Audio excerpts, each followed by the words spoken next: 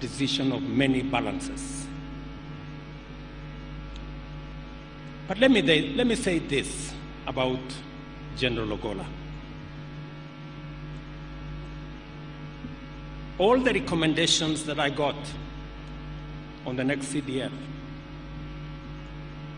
and all the advice that I got about the next CDF did not include the name of General Ogolla, unfortunately. But he was a military officer with a distinguished career. There was only one problem: the events of the 15th of August at the Bomas of Kenya. And so,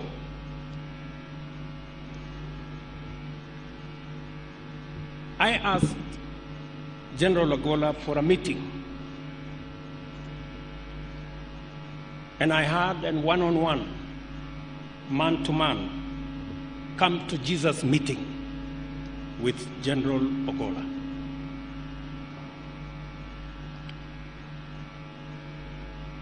And when we concluded that meeting, General Ogolla told me the following: Mr. President,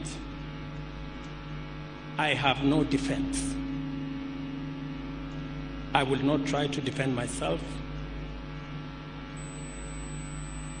It was wrong what happened. And you have three choices. Either send me to court-martial, or have me retire, or forgive me.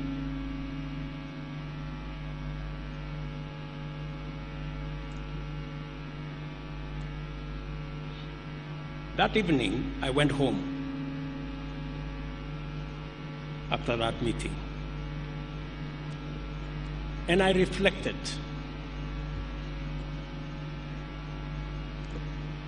on what General Ogolla had told me.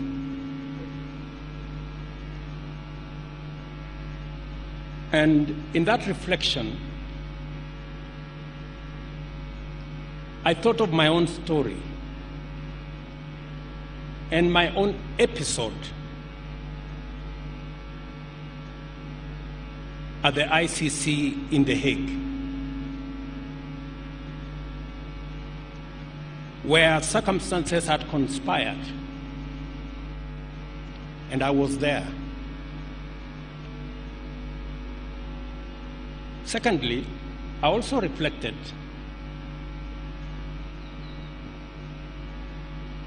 on the brief that I had been given when I came into office as president. And I had been told there are 4 sensitive positions: that of the IG of the police,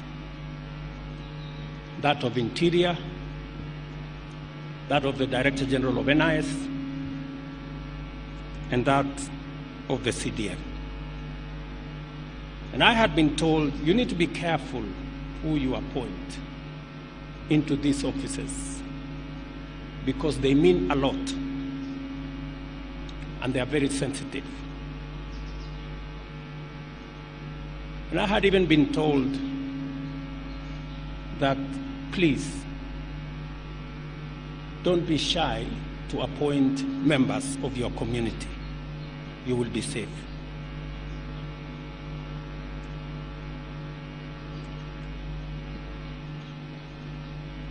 I had made a conscious, deliberate decision that we were going to take a different trajectory as a country, where merit, professionalism, and competence must come before ethnicity.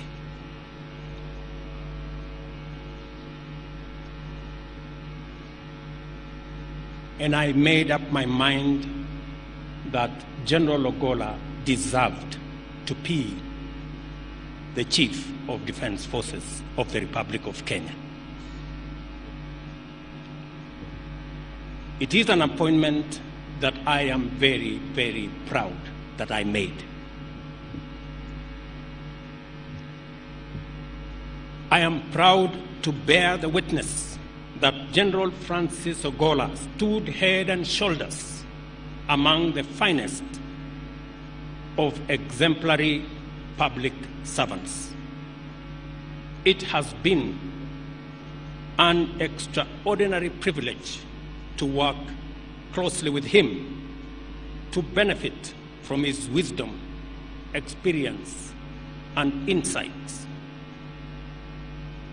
and to witness him in action, serving his nation with admirable commitment and providing excellent command leadership of the Kenya Defense Forces.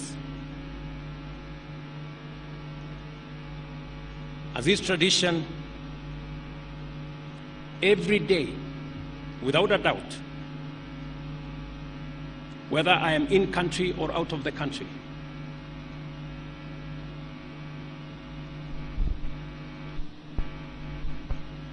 it is necessary, it is the case that I have to get a report from CDF. And so it happened. Every day, either we talked physically, by phone, by WhatsApp, and I can confirm that General Ogolla was the best that we could get. I am also aware that off duty, General Ogolla was involved in various services for the benefit of community, including youth motivation and guidance, and his extensive work as a Christian. Last year, on December 9th, 2023, General Ogolla gifted me a framed photograph. On one side was a Bible verse from the book of Isaiah, chapter 41, verses 10, presented in beautiful calligraphy that read, and I quote, "Fear thou not, for I am with thee. Be not dismayed, for I am thy God. I will strengthen thee, I will help thee, I will uphold thee with the right hand of my righteousness," end of quote. On the other side of the photo was a map of Kenya with multiple silhouettes of soldiers in diverse military roles. It was a thoughtful gift that embodied General Ogolla's personality as a patriot, a gallant general, a Christian, and a visionary leader. He understood the value of defense for national tranquility and the obligation of the office of the Chief of Defense towards national prosperity. When I asked him that schools, 5 schools needed to be renovated,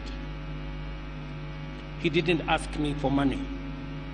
He went to his budget and asked his officers to reorganize the budget so that he could respond to the needs of children who were out of school.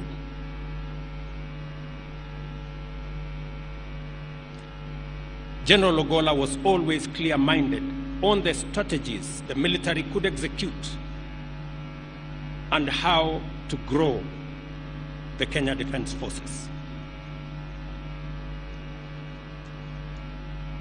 He greatly contributed to modernizing the Kenya Defense Forces with exceptional insights and perspectives